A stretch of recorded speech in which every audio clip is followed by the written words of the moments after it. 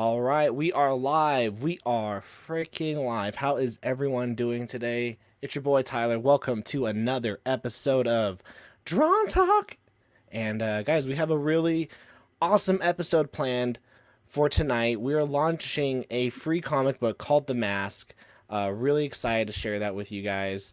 Um, Before we talk about it, I want to show you guys, chefs, culinary heroes, Earth Force. This is the book that we're going to be working on starting October 1st and launching in February. However, in November, everyone's going to get a free 12-page preview of the book. So get ready for that. But yeah, let's do this. Frank, how you doing tonight? I'm here. I'm in. What's up?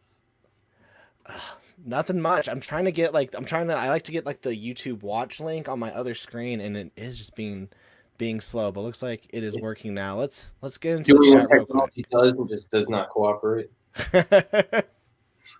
We have Zachary here saying, well, time to listen to the music and browse crowdfunding comics for an hour until this video is live. Oh, that's funny. Calvary Collective, I need to get sleep for my certification test tomorrow, but this takes priority. And then Zachary, it's nearly 2 a.m. here, but it's fine. Writing has been pretty much messed up my sleep schedule. Rhythm Studios, I'm in bed with my wife waiting. Time to put the headphones in before she tells me my volume's too loud. Zach, let's get this party started. Dio Brando, Samoki Dude saying yo. And Neo Star Productions, the brilliant star that shines through the night, the hot grease that deep fries evil. Riser Man stands before you. That's hilarious. All right, so Frank is no stranger to the show. He's probably one of the most reoccurring guests. Ooh. On the show. Yeah, you're definitely one of the most recurring guests on the show. And last time you were here, we talked about. Wait, what were you launching? You were talking about your book. You're serialized. No, we did the bunny Nazi hunter monster. Yeah. Air balloon. Yeah. Banana. Yeah, where Joe Tolliver was like, okay, you guys won't do a story about a bunny, a Nazi, and a banana and a rocket launcher, and we're like, I think we will. I think. So that's hilarious. So that was last time Frank was here. And then I reached out to Frank a couple months ago, and I wanted to draw a black and white comic. So I was talking with Justin Ori. He's in the John Talk fan. We talk almost every day, and he's always bitch moaning and complaining, saying, "Oh, you digital artists guys, you guys have it so easy. You guys can always hit undo. I'm out here doing it traditionally." And so I was like, okay, I'm gonna do a 20-page black and white comic traditionally, and I wanted to do it. I wanted to type like a certain genre, and I felt like I wasn't comfortable writing it. So I hit up Frank, and I was like, Frank, I want you to write a comic in this kind of genre. And then we just started going from there. But I don't remember the initial thing I pitched you. I think no, I don't remember either. I just remember going, "Hey, will you wanted it to be dark and weird and abstract and kind of avant-garde-ish." Yeah. So, because if I remember correctly, this was like at the start of lockdown, at least here in New York. Like everything was just like it was barren. Like you couldn't even walk outside without people with Geiger counters and hazmat suits. And it was very dystopian. So I was kind of like, I had somewhat free time because they had just canceled school, and you said, let's do this, and I'm kind of like, sure, I got to fill the schedule of this downtime. So I kind of remember I threw a bunch of pitches your way, and you chose one, and it took me a couple weeks, and we scripted it out, and then it was probably the fastest from concept to finished product that I've had with a comic, at least a full length comic. Yeah, we did this really fast. I think I was in Wisconsin when you sent me the final script, and I was visiting my in-laws, and that's when I was like, okay, I'm gonna start going over this. So while we talk, we're gonna talk about the production of the book, but if you want to download it and read it, it's right here. I'm posting the link in the comments. It's as easy as just you hit the link in the description, you put your email in, and then you hit get your copy, and then you download it from the Dropbox. It's that easy. It'll take you to a screen that looks like this, and then you hit download.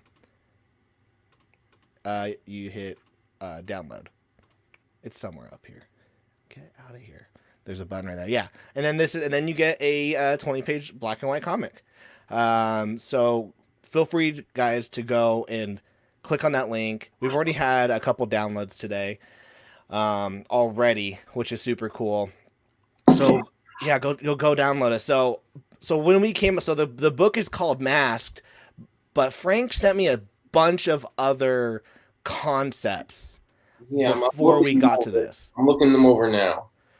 So, I mean, I'm not going to spoil them because we're not doing them, but I'll just read them. I haven't read these, so I have no idea what they're going to say. So the first one says, I call this the everyone is a monster story. So a guy goes through the regular humdrum of the day, rides the bus, walks to work, sits in an office, but everyone is a different monster, like scary, vicious looking things, but they're just regular people. They only look vicious. The guy's essentially depressed, and this is how he views the world and his boring life. Then he sees a woman who looks human like him. He's enamored. So I guess basically what I was doing was it was going to be Monsters Inc., except there was one guy that's just human. he's like I don't remember that one. Yeah. So I guess a guy going. It's a very similar concept actually to the one we did. Yeah. It's a guy going through life. Basically, the pitch of the book that we put out is it's like a dystopian kind of 1984-ish world where everyone wears a mask, and it's the same exact mask, and it's just basically one guy is not happy with his life. He's not happy wearing this mask every day, and he tries to do something about it. That's basically the gist of the story. And I didn't realize it until now, thinking about it, that in today's political climate of wearing a mask is kind of controversial. Somebody might think we're trying to put forth a message as far as mask wearing is concerned. That's not really our intention. That's hilarious. Yeah, because as I was drawing this, I was like, because I only started drawing this guys like 2-3 weeks ago, which is really bad. Because Frank had sent me the script so long ago, and I was like, this is funny because like masks are mandated everywhere. This is almost as a political. Yeah, when I first wrote it, it wasn't really that big a deal, and now I'm looking at it through a different lens. It's funny how just a couple months can change everything. Yeah, it's true. So right here, guys, you can see like every time I drew someone, I had to put that mask on them. Like there's a character in the background, they have a mask. Everyone in here in this elevator has a mask. The receptionist has a mask. Even these guys who are in the locker room, they have a mask. So it's kind of silly to think about, but we spent a good deal of time talking about what this mask is going to look like. Yeah, and it was hard. Yeah, I know. I mean, if you look at the mask, it's very, very blank, but changing even the slightest feature of the mask, like making a nose on the mask or a mouth on the mask, or just these little tiny things you don't really think about, but they completely change the dynamic of the story. It completely changes the feeling that you're giving. So we had like a decent conversation as to what this thing is going to look like. Yeah, there's a scene. I mean, it's free. There's a scene, and we were talking like, okay, how am I gonna convey emotion? Because there's this mask, and Frank's like, it's gonna be the eyes. You're gonna have to do something with the eyes, and so like right here, I really squinted the eyes, but I gave like a smaller pupil to kind of to show anger. I remember that was one of the versions of the mask. You were talking about just having slits, which I think it's a cool looking mask, but for our purposes, if everyone's wearing it, this is not, even though they're wearing a mask, it's not an unemotional story. People have emotion. It's just that it's behind something, it's behind a wall, it's behind a blankness. So yeah, and we'll get to, guys. I mean, the comic's free, so if you, I mean, you can look at it on our screen, but if you want to read it, go hit that download button. This page took too long. The double page spread. It was like a factory, and I was like, oh, this is gonna take forever. But yeah, so but this was in the yeah. So and then Britton just said hi. I received it, so that's Awesome. perfect. And we got LP in the house saying, "Where's my book?" Frank? I don't know. Did you hear that song that I made for Red Rooster? The "Where is my book?" I did not. That's fine. You have to check it out. I've made like I record myself singing a song, and I wrote the lyrics, and then I sang it. But Larry, if you want to download Frank and I's free comic, same with you, Justin. The link is in the description. It's 100% for free. So, what do you have all the other concepts? I do. I do. I'm actually looking at the original pitch I sent you too. I'm not going to read it because it kind of um, gives it away. But I like reading these initial pitches after a book is out Uh to huh. see like the tweaks that were made to the initial premise. But anyway, this is one I liked. This is one I immediately started off with. This is kind of like a Pokemon idea.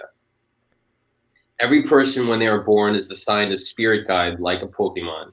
That is their life companion, a creature that accompanies them everywhere. They are peaceful, loving, playful beings. But this one boy has one with a temper, basically like a spirit guide with a temper.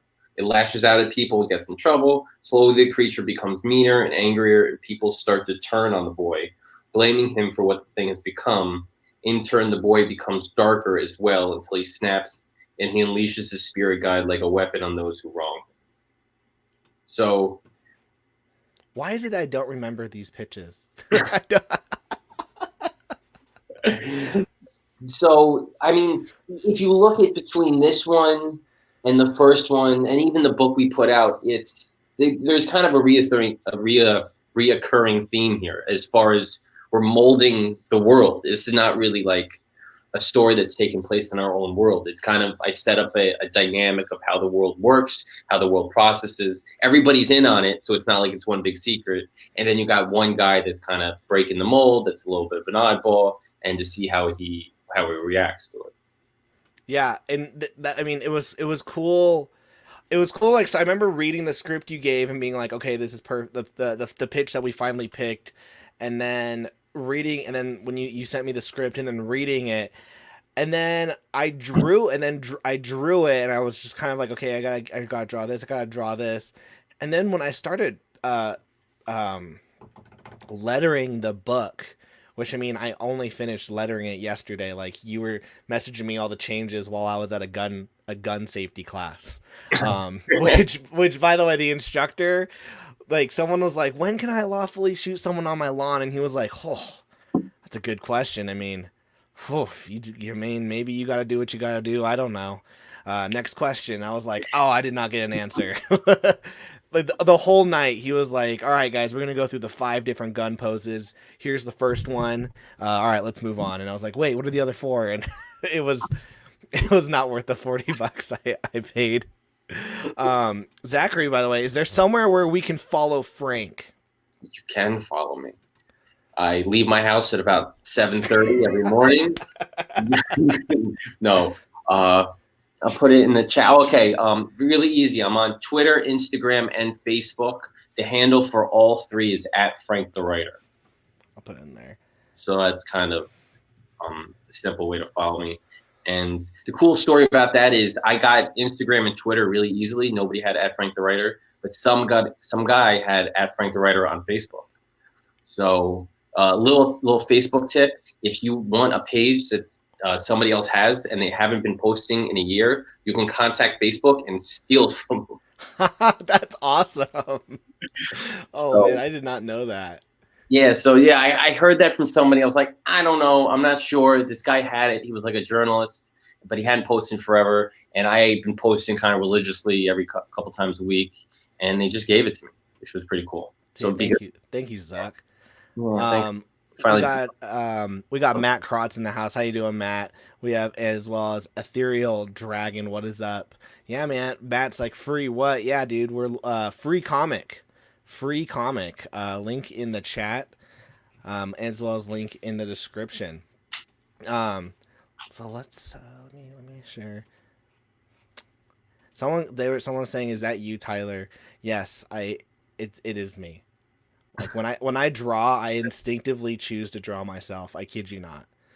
That's not vain or anything. it, well, well, someone was like, Tyler, why is like this comic I read of you and like it show like you're in a city and you're shooting a gun, and I'm like, yeah, I've never done that stuff, and they're like, you have a six pack, and I was like, you're right, I don't, but I can draw myself having a six pack, and I'm never gonna be in a Mission Impossible movie, but I know I can draw myself in a Mission Impossible movie. Living vicariously through your comics. Exactly. Um, so I remember getting to this scene. What so we can talk about the production maybe on why you chose some things. Why oh crap, let's try to zoom. Why did you pick that the character was working in a watch factory? Do you remember that? Yeah, kinda vaguely. So it's a clock factory. Mm-hmm.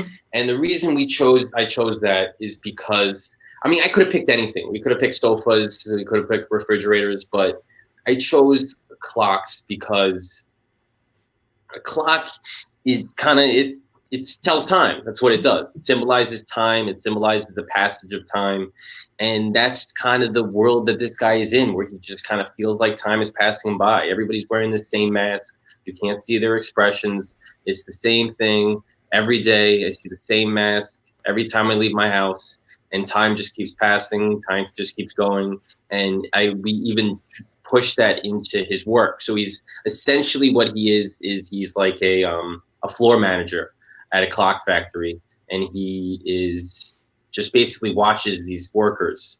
So in the bottom right, if you're looking on this page right now, on the bottom right, that's not him. He's on the bottom left. The bottom right is just some worker. So he's basically just watching these workers day in and day out with these blank faces, making these clocks that are just going to mark the passage of time over and over again. And then his boss, and it was cool to see the different aesthetic that Frank put in the script, because you like in this scene you said he meets with his boss, but his in his office it's just plain. Yeah. Why was that? Well, because it just kind of further gives off that feeling of no expression, of just blankness, of people not having an identity, and he just doesn't feel right. He feels uncomfortable in this world of lack of feeling and of a lack of taste, and that's what pushes him to make a change. So I'm not going to spoil what happens in this scene, but when he leaves the boss's office, he kind of has a confrontation with him, and he's just feeling nothing, because even though there's emotion behind the boss, emotion behind his words, it's dampered, it's behind a wall. So it never really touches him. Just like he's wearing his mask, it never really gets to him.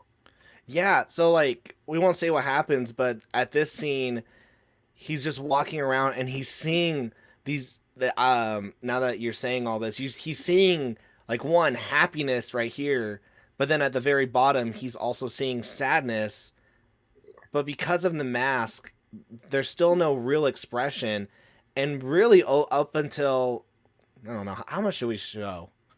But no, we don't need to show it. Forget it. If you want to see what comes after this page, you're gonna have to download it, guys. But basically, we see the character totally transform when he makes this decision, and then the society has a different reaction. Yeah, it's kind of, the story is about society and norms and people going against the norms, and seeing how people will react. And I really enjoyed the ending of this, because we get to play around with those reactions, with those norms, and what can happen. I mean, not to get too political or touch on society now, but we're at points in time where we don't know how things are going to wind up day to day, and people are kind of on edge, and it could go one way, it can go another way, and this story really embodies that, in which in the end he does something that goes against the grain of society, and it's a tipping point, but it could tip either way, or it could not tip at all. It could just stay perfectly balanced. So and it was cool that we were able to put in there's like three different scenarios, Yeah. and we were able to showcase those three different scenarios, and that you could feel that each one could possibly be justified. Yeah, not to get political, but maybe I'll bring up something political right now. But I think the Breonna Taylor thing the decision was coming out either today or tomorrow, but the day before, the county already was preparing for what possible ramifications could have been, and they could have not, like, nothing might have happened, or a riot could have happened, and we didn't know, but they were prepared for it. They thought about that situation. The same thing with our character who, yeah, I think he's named in this. I think I named him in the script. I don't think he's Yeah, actually in the story. yeah, I don't think it's named in the yeah, I don't think it's named in the comic, but he's called Paul, and Paul envisions these different scenarios, and then you as the reader, you don't know which one eventually is the one that happens. Yeah, it's a big characterization on his part because it's kind of like Schrodinger's cat, where he doesn't know what's going to happen, but he knows he has to do something, so he jumps off that metaphorical cliff, and whichever way it's going to play out, he's perfectly ready to accept the consequences. We have Skinny in the house saying, "I like this idea. I love seeing free comics." Absolutely.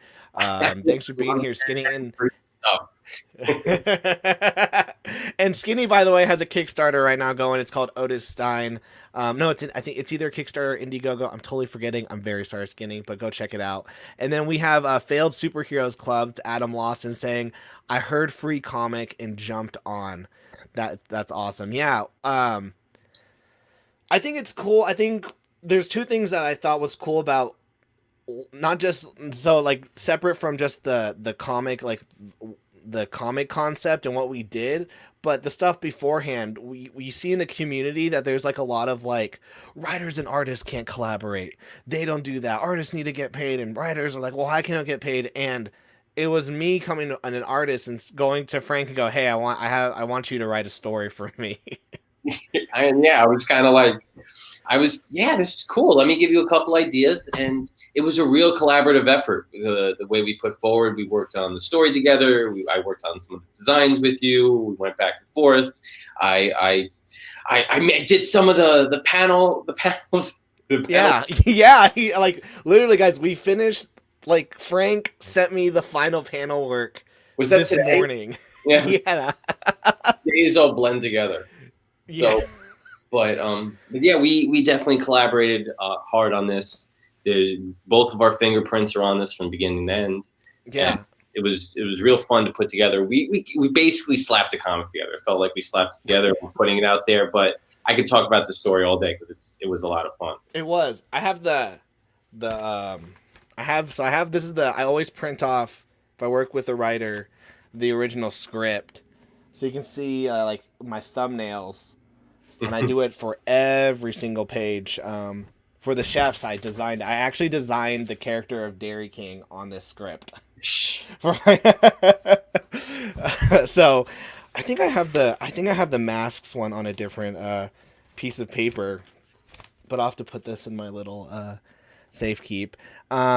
Skinny is saying, is this kind of alluding to social media and how we're all wearing masks? If you wanted to.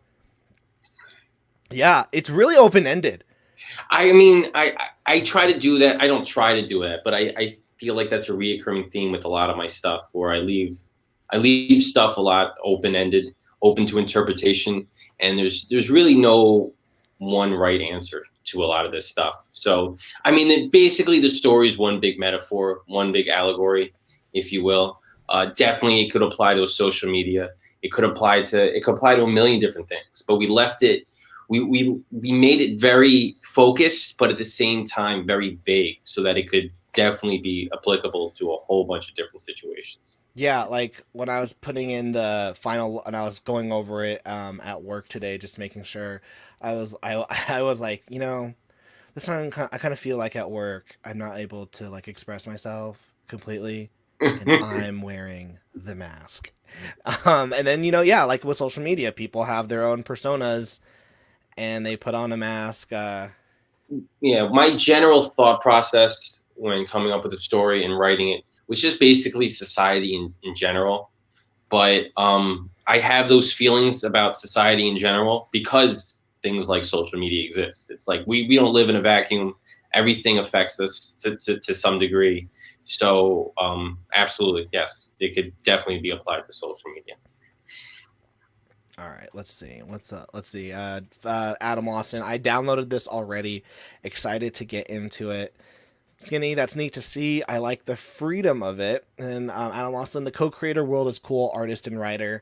I like that. Yeah, I don't see. Yeah, I just thought it was a. I also thought that was a cool concept, just for me to go. I had a story, and I was like, this might take me a little bit to write, and I don't know if I can really do it. So I pawned it off on Frank. I was like, I don't even have a concept. I was like, I kind of want to do something vague, and I don't want to put the work in. So I'm gonna throw it to Frank. My mind is always in story mode. So I remember you kind of like approached me with this, and I go, okay, let me think about it, and I'll get back to you in a couple days. And I think I stopped talking. I put down my phone. I went on a run, and I came back, and I'm like, I got 5 ideas. Yeah, yeah, and you were like, let me know which one, and you like just like Facebook messaged me all of them, which I don't remember two of them apparently. I got one more. I got one more. I could Yeah, do it. over, but no, when I go for a run, my mind you're not really thinking about anything. Your mind just wanders. So it's kind of the perfect time to break through writer's block too, because you're Yeah, just left by yourself, just kind of. So it's a good time to let the story juices churn. I forget who I heard it from, but there was like this guy, this writer, and he said it was Dan Brown. It was Dan Brown, and his dad's a mathematician, and he was like, "Man, when my dad can't figure out the next part of an equation, and it's stumping him, he goes outside and digs a hole." Yeah, people got weird stuff. Yeah. Another good one is going up and down a grocery store aisle. I kind of remember just if I'm going grocery shopping, and not if I'm going grocery shopping because then I have to look through stuff. But if my wife is going grocery shopping and she dragged me along, I'm like, I'm not really shopping. I'm just here. But if I'm walking up and down the aisles, I'm like, okay. And that's like when people I like when you have writer's block. I think the best way to get out of writer's block is to stop writing and either play a video game, watch a movie, or just go outside and immerse yourself Dude, you just into the world. long drives. I tend to think of a lot of ideas. I have a couple years ago. My wife asked me, "What do you want for Father's Day?" And immediately, right off the bat, I said, "Waterproof notepad." And I have a waterproof notepad in the shower, and I write there all the time. I've had it there for years, That's dope. and yeah, Waterproof notepad. yeah. I don't even know what that like. Is it That, really? Is it work? that's when you start to get weird when you're a writer. You start writing. Butt naked, just It's a regular pencil, and it's just waterproof paper, and you just write on it. well, that's awesome. Adam Lawson, if you were popping out comics like this all the time, I will be on your Patreon. Then some giveaways of friends could be really cool. So here's the thing, Adam, is I put that out there on actually Patreon, like if I could do a comic every 2-3 months, and I don't think I could. And with this one, I think we did this in 2-3 weeks, and Frank has a Kickstarter coming out in October, and so this was kind of like a pre-marketing thing that we could do together. And so we are like, let's get this out by September 24th. And I was like, perfect. And Frank had already done the part that he needed to. And then Tyler being a procrastinator, I totally like was like, yeah, I'll get it done. And I penciled 10 pages, and then I was like, crap, I gotta start doing this. I think he sent me a link, but okay, it wasn't working. No, the next one will work. Here we go. So I don't know, Adam, if I could pump out a comic like this all the time. Maybe if I was doing it digitally, like I said in the beginning, I want to do this comic traditionally. All the pages are right there on my shelf, so I could be like, take that, Justin. I did a traditional comic. I drew it in 3 weeks. I can work for Marvel on DC now because I can stay on a schedule, and I didn't spend time with my family at all, so it worked out. It was you. I can't remember when it was, but it must have been. It was probably in August. And you said, "When can I get this done by?" And we were just talking about it. I go, you said, "You think I could? We should put it out by the end of September?" And I said, "Yeah, I got the Kickstarter. It'd be nice." And as weeks go on, you're like, "Crap! Now I got extra." Yeah, it was 100%, guys, like my fault in like the toll. I was like, crap, I've got to get this done. I don't want to like not do it. And so I told my wife, I was like, hey, I gotta do this. And I remember one day, I think it was a Saturday, she was like, she's like locked me up in this closet, and she said, you have till the end of the day to pencil all the pages digitally. And then after that, you will figure out time every night to ink it on your own time, but you will spend time with us as a family. So I was like, okay, but it was constant like dinner table inking, and she'd be like, put that away, like family time. And I was like, ah. My wife does the same thing. I'm like, when I'm lettering pages, she's like, "You got to come." I go, "No, you don't understand. I can't stop lettering the page until it's over." Yeah. Like when you're lettering, you're like, I'm in a flow. I'm in a really good spot. And one thing was, it was funny because when I lettered the book the first time, my boss was like, hey, we have like a 5 hour Zoom call with everyone. I was like, 5 hours? And I was like, do I have to have my camera on? And he's like, no, it's mostly just us listening. I went, okay. And I like turned my camera off, and I was just going for it. So let's quick segue from the Mask comic, because we can obviously keep talking about that. But this is a sign up page. So guys, there's a lot of comics you can sign up for, but all you have to do is hit notify me at launch for this one. But this is the Macabre Motel #1.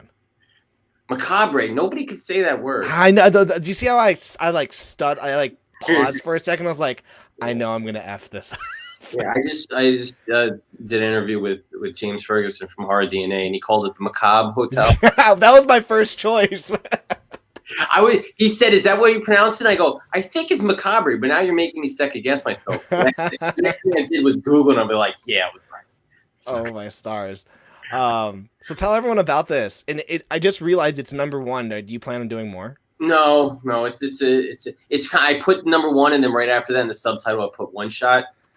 It's a little Kickstarter trick. You put #1 in there, it kind of grabs. Yeah. So tell everyone about it. The story is very basic. It's kind of something we all can relate to.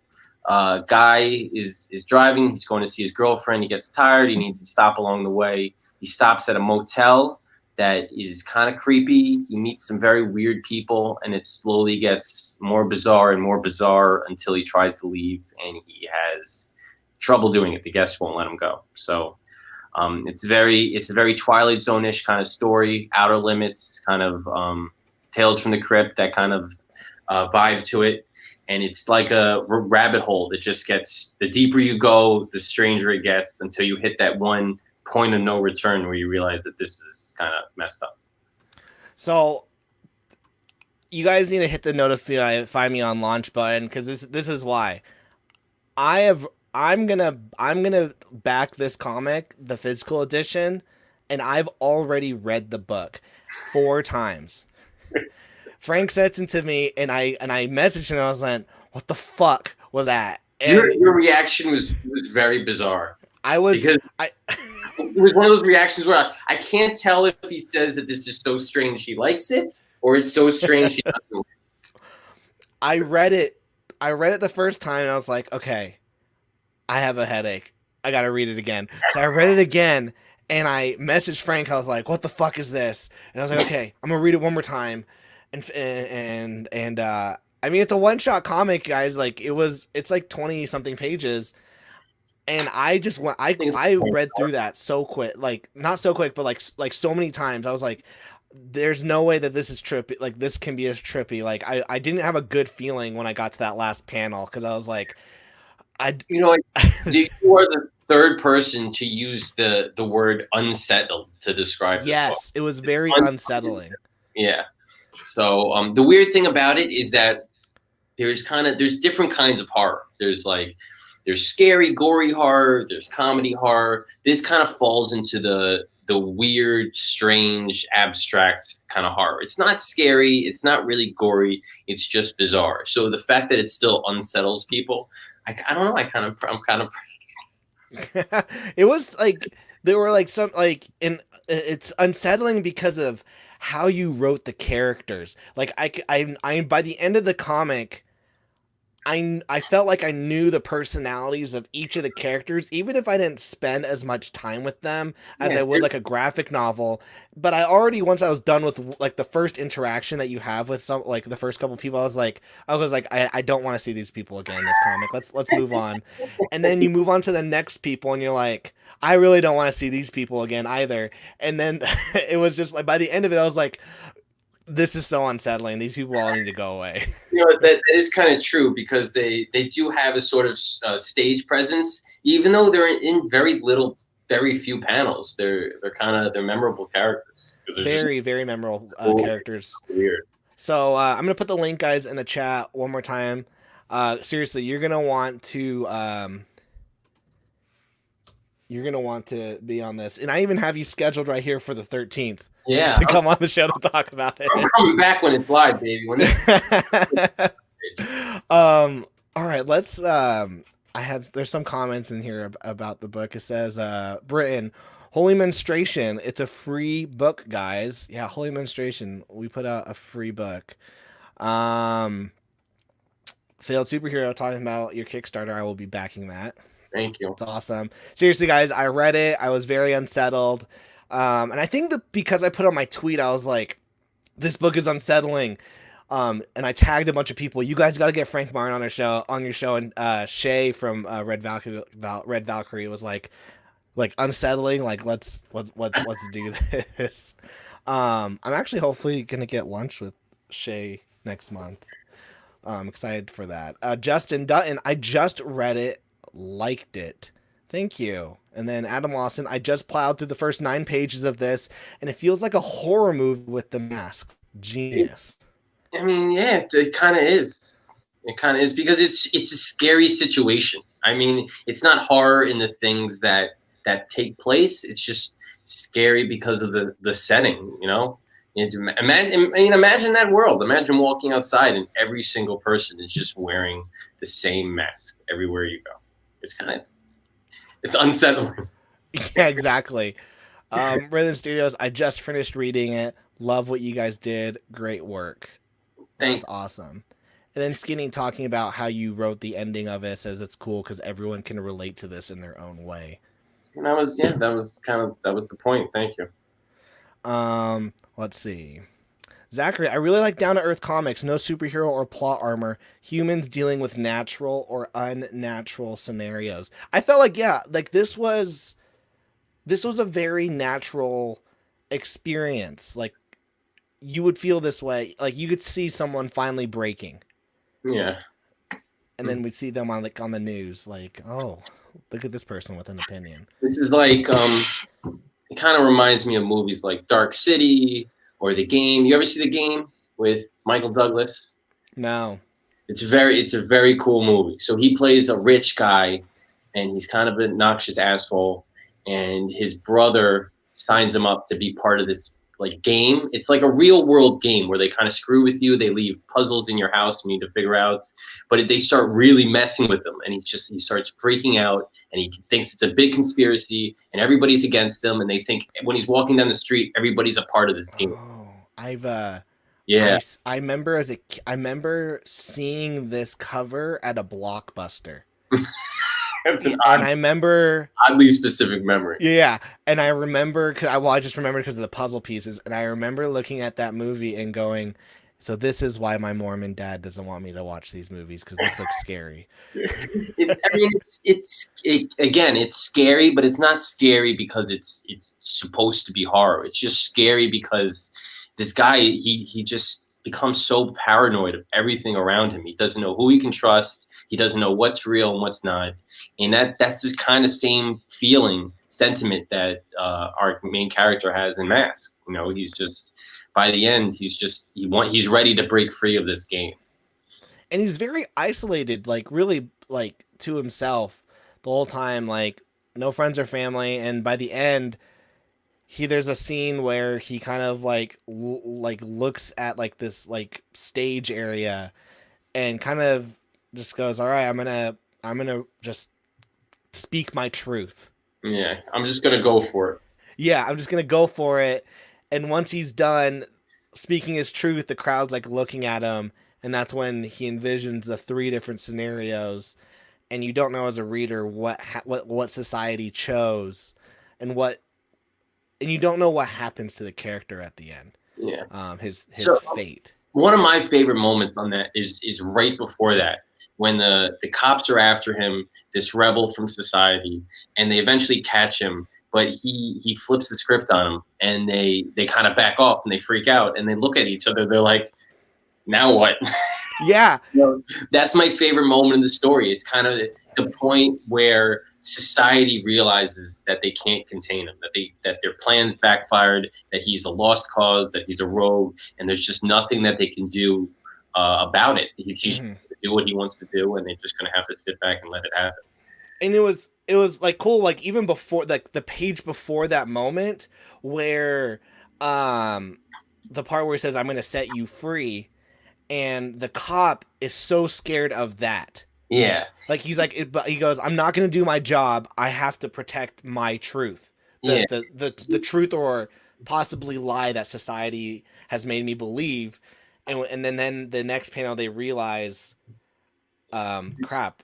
I like the moment because it's like he's throughout the comic the guy feels powerless. He feels powerless because of society, and in that moment, society lost its power over him. It's the thing that's become powerless. Even though it's the cops. The cops are representative of society as a whole. So it's the moment the tables are turned. Very this could the yeah. Someone could read this and go, "This is very political." It wasn't meant to be at all. Yeah. It was meant to be poignant, but it wasn't meant to be politically poignant. It was meant to be emotionally poignant. You know. Yeah. Um, Rebel Gaming. I downloaded it, so now I know where my book is. I will go on after Tyler. Come show the free book, Larry. I would, but I gotta spend time with my wife tonight because I was literally like I was up late last night working on like the cover of this, and then I woke up early this morning. Frank, you wake up early. Oh, but you're 2 hours ahead of me. That Yeah, makes a lot of sense. I wake up early because of the space time continuum. Yeah, so I was like, so yeah, so you'll message me, and I'm like, gosh, it's 6 a.m. What's this guy do? What's this guy doing? That's so yeah, that's awesome. So yeah, I'll have to jump on those sometime, Larry, and I'll definitely shill this. Rhythm Studios. I'm afraid to write horror because I know I will dive too deep into that abyss. What are your thoughts on writing horror and possibly getting too deep Well, into that's the why I abyss? don't take acid. No, go and jump into the abyss. Just go for it. I mean, that's kind of the reason why people write horror is because it's the weird uh, anecdote that comedians are some of the darkest people inside, and some of the darkest horror writers are some of the nicest people inside. It's kind of the weird flip that like you look at some comedians who are so hilarious and so funny, but they struggle with their internal demons. And then you got people that write the sickest, messed up stories you can possibly imagine, and they're sweethearts. So it's Yeah. just go for it. Brian, I like the way you drew the art. It looks kind of bland and hollow, like how the world is in the book. I don't know if that's a compliment, but thank you. It's it's got as you described it, Tyler. It's got a real indie, gritty, down to earth feel for it, which is kind of how we put this book together. We went really old school indie on it, and I love that feel to it. You know. Yeah, like if it had like I said, yeah, when I messaged you, I was like, it has a very raw indie feel. I mean, had we like spent maybe another month or two, I would have cleaned up like this little part on the panel and I would have really darkened the blacks, but you can see almost every brush stroke um on this. And it felt like like the Teenage Mutant Ninja Turtles guys, like Kevin Eastman, like let's go down to a Kinko's and print this off. Redland Studios, I would need a disclaimer saying I'm not what I write. That's the weird thing about being a writer is that you got to get over that hurdle of that when people read your stuff, they're immediately gonna think that you're messed up in the head or you got something wrong with you, and you just gotta own it, man. You did a Facebook post, so I think it was within the last couple of days about writers and their Google histories. Yeah. So the big joke is that writers always Google the weirdest things. So if we die and people look at our search histories, they're going to think that that we're the weirdest people on the planet, or that we're serial killers or drug dealers or something of the sort. And I had to Google something. I had to Google what year the first patent for the straw came out. And I was like, writers Google stupid, mundane things all the time. It's not just the gross stuff. Zachary, I love hearing writers talk about their worlds and stories. Hearing that love and passion for creation just makes me happy. We had a fun time making this. We did. We did. It was, I want to say the story that got away, the last pitch. Oh, here we go. The story that got away. Yeah. So I sent you 4 pitches. So this is the last one. This story is the simplest of the 3. There's a hostage situation at a bank. Cops are barricaded outside and trying to talk the robber down, but they're unaware that the bank robber had already killed everyone inside. The robber is having a nervous breakdown because the people he killed are now haunting him as ghosts. So he's in this bank, scared shitless about what he did and giving himself up, all while the spirits of those he murdered taunt and harass him. And then I didn't really have an ending. I gave you multiple endings. So I remember this one because I liked the bank robbery part. I loved the cops part because I love drawing crime noir stories.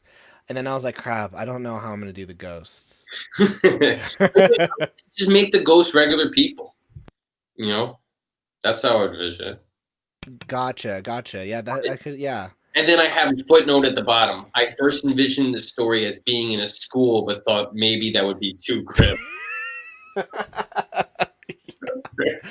Oh.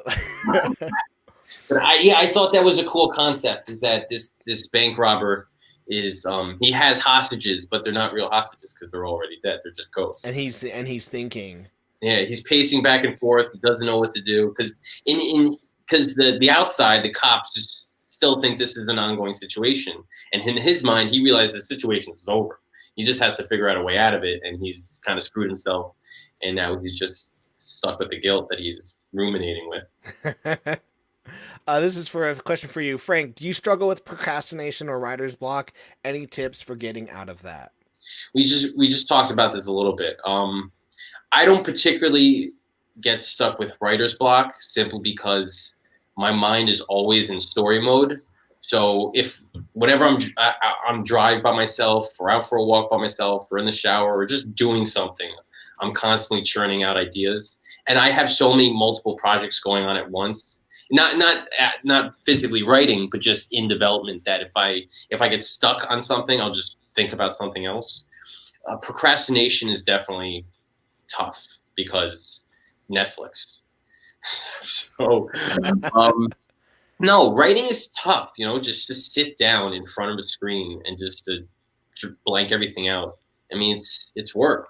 It's a lot of the reason a lot of people don't write novels is because it takes so much time and it's just such a long process. Do you write every single day? That's the key. The key is just not stop. The key is momentum. When do you do it? I'm sorry? When do you do it? Like morning, night? Do you have a specific routine? No, my kids, especially now when routines is just so up in the air, I write whenever I can. I write on my phone too. If I'm like at a doctor's office and I got nothing going on, I'll just whip out my phone and I'll just start writing on it. And I'll try, even if it's like 100 words, just do something. Because that momentum, the day you take a break, it's easier to take a break for 2 days, and then it's easier to take a break for 3 days. And before you know it, a month has gone by, you just haven't done anything. Then it's over. So it's easy to have a big gap of writing if you're just not writing. So I would just keep going, just keep pedaling. Or as I always say, Dory from Finding Nemo, when she's just like, just keep swimming, just keep swimming. I'm just like, just keep writing, just keep. There you go. That's my motto. On that last concept, would the reader think the ghosts were living people, kind of like the Sixth Sense, and then big Uh, twist they're already dead? uh, I mean, that's one way of executing it. In my original idea, no, they would know that everybody was dead from the beginning. Gotcha. I wanted it's things like that, like twists that it's people always think sometimes think that twists just good. We need a big twist to kind of shock the reader at the end, but it's all about what type of story you want to tell. You know, the first time they're reading something, do you want to surprise them? Do you want to shock them, or do you want to let them know where it is from the beginning and take them on a journey to towards some sort of emotional finale? You know, so Yeah, it's because all about what type of story you want to tell. with Sixth Sense, it is all about that. The whole point of that movie is to get to that big twist. Whereas maybe if you had known at the very beginning that Bruce Willis was dead, if you haven't seen it, it's on you at this point. But if you had known he was dead, it would be a whole different type of story. I love twists. I have twists and stories all the time. But for instance, I'm developing a story where a woman is delusional. She thinks she's on an alien planet, but she's really in a city. So I made that perfectly clear right on the first page. And I had a critiquer read the script, and she said, "You kind of gave it away. You had the big surprise at the beginning of the book. Why don't you save it to the end and have the big reveal then?" And I said, "That's not the story I want to tell. You know, I don't want to." Pull a 180 and be like, "Oh my God, I want to put this right in front of people and bring them along with me on this trip." My wife hates that my mind is always in story mode. Mine too. Yeah. I think one thing that's good with you also, Frank, is that people can tell that you're always working on stuff because you're always releasing. Like, guys, today Frank released a novel called Shattered. I did. Let's see. Well, And, it's weird because this book has been with me for probably half of my life. I started writing it 15 years ago. It took me 11 years to write, and it just so happened to be released on the same day that it took us 4 months to make a copy. It's kind of weird. and and like really, I think it took you 2-3 weeks to do the script, and had I like immediately started going for it, we probably really did this comic in like a month and a half.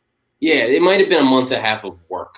Like Yeah, I, a month and a half of work. Where's the share screen? Sometimes I'm a boomer. There we go. Shattered by Frank Martin. So like today, you released Shattered. And we also released Masked, and then next month we have crap the the Macabre Motel. Did I do it right? yeah, you did. So I mean, you're always putting out work, and it's not it's which is awesome to The funny thing see. is, it's kind of like an iceberg. Like people see the release, but they don't see anything that happens underneath the surface. I mean, all these things started at so many different times. Macabre Motel has been in development for over a year. It's just coming out now. We've been working on our story for a couple months. It's just coming out now, and this has been years, and now it's coming out now. So it's kind of weird how all the stars align. Rhythm Studios. I've got 6 full scripts and a ton of story concepts on my phone. Yeah, I have the same thing. I keep a lot of them on my phone these days. I have. All those pitches that I sent you, I have them because I save everything. Oh, Save, oh, really? That's cool. yeah. I have. Whenever I pitch an artist and they only choose one, I save everything because you always got to recycle. That's the writer's key. We recycle everything. Nothing's original. And well, you never know, like when this will like. I wrote the chef's concept 2.5 years ago, just because I was bored one day and I was like, I think this is gonna be really funny, food superheroes, and I like grabbed every movie and I put it in order and I went, how can I parody each one of these? And then I was like, okay, that's stupid. I'm never gonna do this. And then like 5 months ago, I was going through my Google Docs and I was like, what can I do with this now and really make it my own? And yeah, you just never know. I have this keyboard that folds in my pocket. Yeah. So So if I ever need to go somewhere, and the worst part is, one day I was at a store and then it fixed my wife's phone. They're like, it's gonna take you us an hour. I went, no problem, dude. And I looked in my back pocket and it was gone. And I was like, crap. Get to typing. Zachary, Frank sounds like the Stephen King of the comic book world. Dude, stop writing and take a break. Oh, no, that's too high of a title. I haven't earned that yet. Skinny, I just write short synopsises. I've never written a script. Interesting. Go for it. Jump in. There's like, yeah, and then, but I write most of the dialogue while lettering, and I do all my own thumbnails and page layouts. Yeah, I talked about this in my last video where I normally use a full script. I have my full script that I was going to do for a different comic somewhere, and then, like, Frank's was a full script. But for the chefs, I was like, I was like, man, I am the artist. Why am I writing panel one? Tyler, you're gonna draw this. I was like, I'm just gonna draw it, like scribble it out, and then I'll do all the dialogue later. Yeah, that's kind of my secret is when you are a writer and the letterer, you kind of just don't care about how it sounds because you're just going to edit it anyway when you're lettering. So you just need the general idea. Yeah. So I mean, usually your dialogue is just going to be wordy just because that's just how it is. And in comics, shorter is always better. So you're always going to condense it. And everybody reads my scripts and their first comic is like, you got to cut this dialogue down. You don't have enough room on the panels. Be like, don't worry, bro. It's going to happen later on. No, exactly. Well, I worked on a comic with someone, and I feel terrible about like this now because the guy actually passed away, and it was really sad. But he sent me a script, and I remember he's like, "Can you letter this?" And I remember saying like, "Hey, like, I can't put all this lettering in." He goes, "How come?" And I sent him the page, and I went, "You can't see any of my art." And he's like, "Well, what do you want me to do?" I went, "Well, you gotta take like majority of this dialogue out because seriously, the whole panel was like my art was it was like a long panel and my art was right there and the rest was like a big dialogue." And eventually he was like, "Well, if you can't do it, then I don't want to work with you." And he'd sent me like a $500 check, and I was like, "Yeah, like here you go." He passed away last year, which is sad, but I made sure I gave him the money back, so my conscience is clear. It's tricky if you're working with somebody and you're lettering for them, even something for. I move dialogue around too between panels. I'm like, this dialogue is not going to work in this panel, but I could just do that because I'm the creator, I'm the writer, and I can play around with my own work. But if you are being hired by somebody, it's a big no-no to just start moving dialogue around like that. You really exactly. I remember when I did Undead Row with Wes Nadell, it was a film script that he sent me, and he paid me money up front and said, "Can you turn this into a comic book script?" Because like in the movie script, it just said they're running down the hall, and then it went to the next scene. And I was like, okay, like this could be a page or two of because they're running away from zombies. And so, but what happened was there was no dialogue in this comic. And so I was like, hey, do you give me permission to write dialogue in your comic? And he was like, yeah. And so I don't have any writing credit on there, but a lot of the dialogue in there I wrote because it was for a film, but there was no dialogue. And as a comic, you do need to have dialogue. I just did that. I wrote a film script for somebody. He was a low budget kind of film production guy, and it was kind of an action script. So I kept that in mind when I was writing it. I didn't want to make big explosions or super duper effects because I wanted to make it plausible and filmable for him. He actually went with a different script that I wrote him, so this was left unfilmed, and I decided to turn it into a comic script.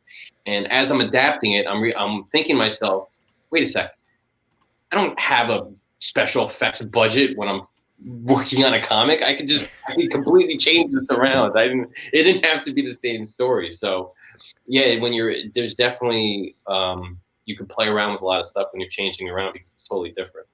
Yeah, for sure. We got the Bunderdome here. I'm thinking this is Tim Lim or Mark, but I'm thinking it's Tim. I think they're coming on the show next week if Tim can. At least I think Mark is. Are we having a silly goose time? Well, we're always having a silly goose time. And guys, if you haven't backed Common America on Kickstarter, you're missing out because I just got Black Ops, and this metallic cover was so dope. As well as like Frank, check out like this is the box that came in. Ooh, that cost a pretty penny. Yeah, so like it's a metallic like cool foil cover. It's a massive book, and I only paid like 20. I only paid like 20 something bucks on this for on Kickstarter. So Kickstarter's big thing now is I just got approved for it. The big news is now they have add-ons. yeah, Yeah, I just got approved it for the Macabre Motel, and so I'm super psyched to see if it's gonna affect my backing or affect my funding, and see if people want to pick up any of my back catalog stuff. So that's what I'm looking forward to. that's gonna be yeah. I when you do it, are you gonna do it for the? Oh my gosh, I forgot the word. Macabre. Yeah, the Macabre Hotel. You know what? It's funny because at the not in the copy you read because it was a bare bones PDF, but I put an afterword in the at the print version, and I started off with it says macabre. What does that word even mean? It's one of those things that everybody knows what the word is, but nobody can really define it. You know, when you say macabre, people have that image in their mind, but if you try to get them to describe it, they're just like. Yeah, exactly. And guys, one more time, I put the link, the Get Masked here for free. Just go into that link. It's gonna take you to this page right here. You just put your email in, and then after that, it'll take you to this page where you can get a free 20-page black and white comic that Frank and I literally finished this morning. It was intense. It was yeah. It was the best part about it is that 2 weeks ago you go, dude, I don't know if I could finish this in a week, and I said, why? Where are you getting a week from? I don't. Yeah. We literally release this whenever we want. Yeah, yeah, because when you said, yeah, when you're like, what? I was like, what are you talking about? You know, it's a week, and you're like, no, you've got two, and I was like, oh, because I was trying to think, I was like, okay, at a week, I've got to do 6 pages a day.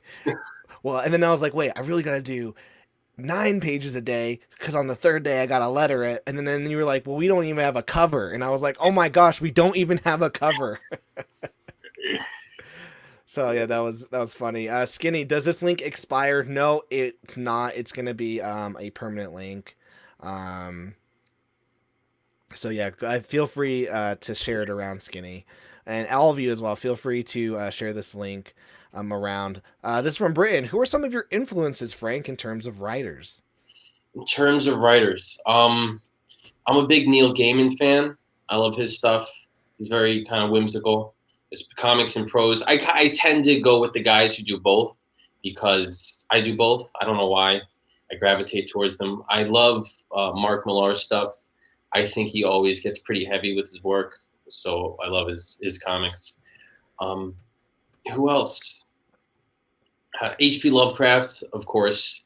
I actually like a lot less of his not his Cthulhu Mythos stuff, but a lot of the other works that he does. Some of the other horrors he gets kind of he gets weird, and I love his weird stuff.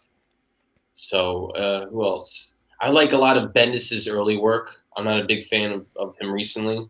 Yeah, something happened. I don't know what happened, but early Bendis on Marvel, I was like, this is awesome. Everything he's putting out, it's dope. And then his Ultimate Spider-Man really hooked me. That's what got me into comics. I loved his run on the Avengers.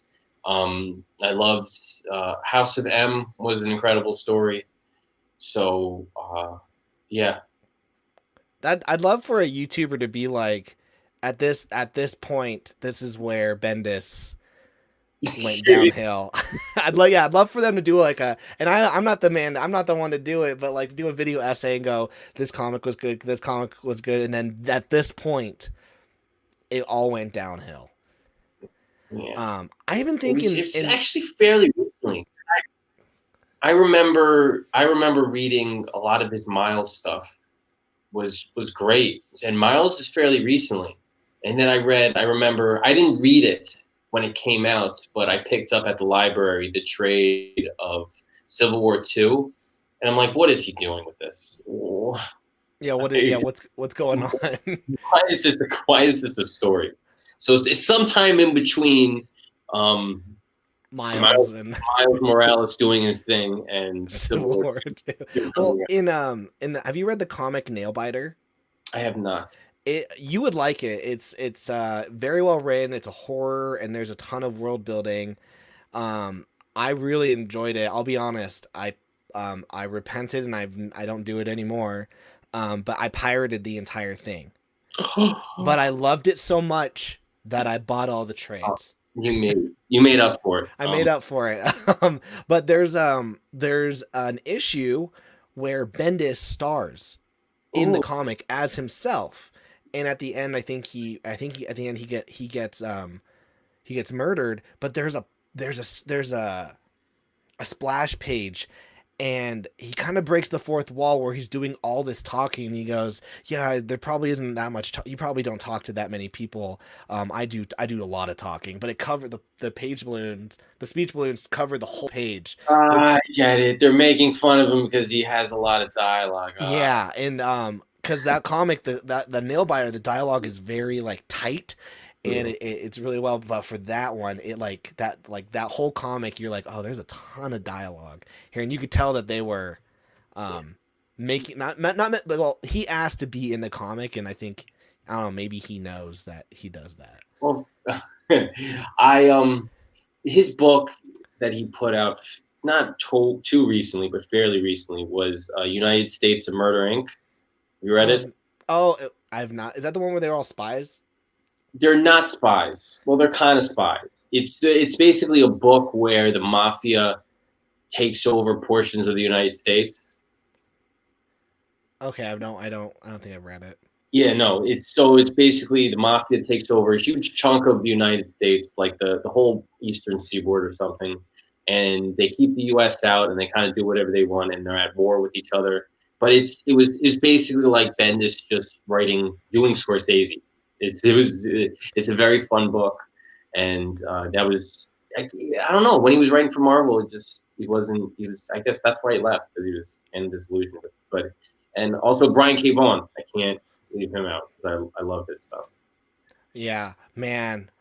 Brian K. Vaughan. I wonder what it's like to go into a Lionsgate building and then walk out with, I think it was 8 figures.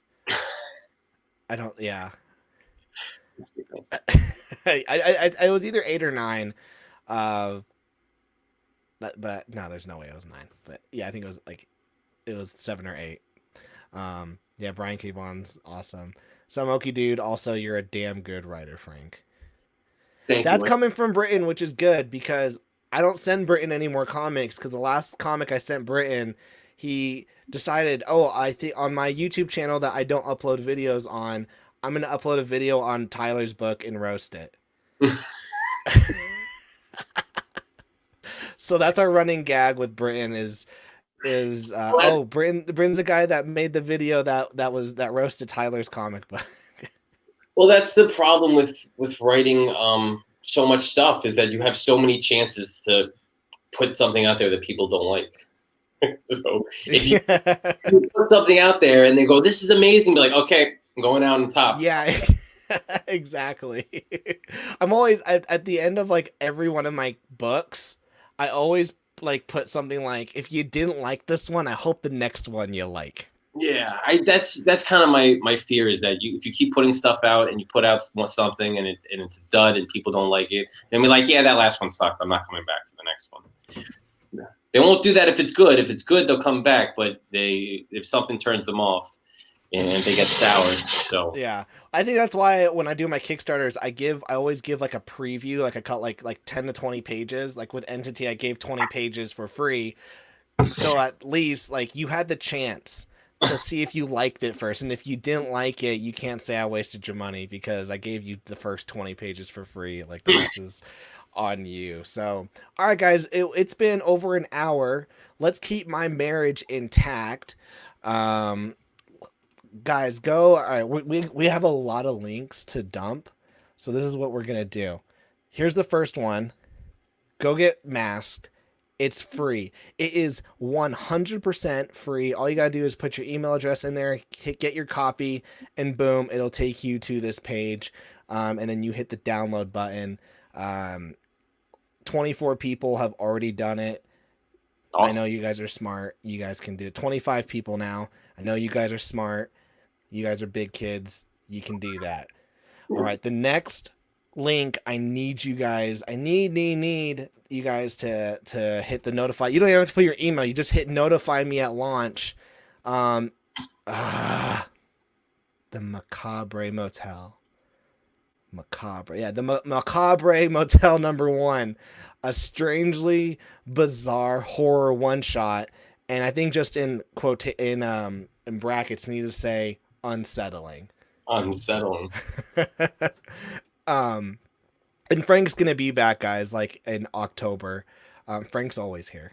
Always a great time, Tyler. We could probably just talk about bullshit forever. Oh, we really could. We really could. So guys, go check that. Go check out the Macabre Motel. #1, and then go check out Masked. You can, and Frank, where can people find you? It's right there. It's right there at Frank the Writer. There you go. It's right next to my name. Yeah, perfect. Twitter, Facebook, Instagram. That's my handle for that. Also, frankthewriter.com is my website, and I got a ton of other free short stories, short prose stories, and comics on there too. So, yeah, guys can jump on. Is Serialized still on there? Serialized is not on there. I took it off. So everyone who wasn't in that, you missed out. So what's your plan with that? I'm going to collect it and probably put it on my store. So no free ride for that anymore. You missed out. But there's a ton of if you read short stories, prose, there's a ton of other stories on there. Do you think you'll do something again like Serialized? Yeah, I'm writing something now. So last year I did a story called The Gray in Between, which was basically a novel, but it was like 50 something chapters, short chapters. And this was partly inspired by you because you were asking me about Wattpad. So yeah, I remember that. I decided to try to play around with Wattpad, and I released that story a chapter a day throughout the entire summer on Wattpad. Oh, so that's cool. So there was it was kind of a serialized novel in that regard. And then this year I did Serialized, which was a short story a week for 12 weeks. And then next year I'm going to release another serialized novel in a little bit of a different format. So yeah, I think I'm going to keep this tradition going through the summer where I'm going to do some sort of free serialized event. Awesome. Joe Tolliver, can you guys imagine what's like being Tyler? He must have PTSD every time he goes in to get bread or chips or something random from Walmart. I just stay away from the book section, man, because I see Red Rooster on there and I'm like, where the frick is my book? Let me share this real quick so that you can know what everyone's talking about every time. I think I've seen it. You backed a book and they didn't send it, but he did a deal. Yeah. So then I made this song, and every time I go onto Larry's stream, he goes, "Oh guys, Tyler's here," and he hits play, and it's "Where is my book? Where is my book? Where is Red Rooster? It's in Walmart." Yeah, and it goes on for like another. So what's their explanation? Why haven't they sent it to you?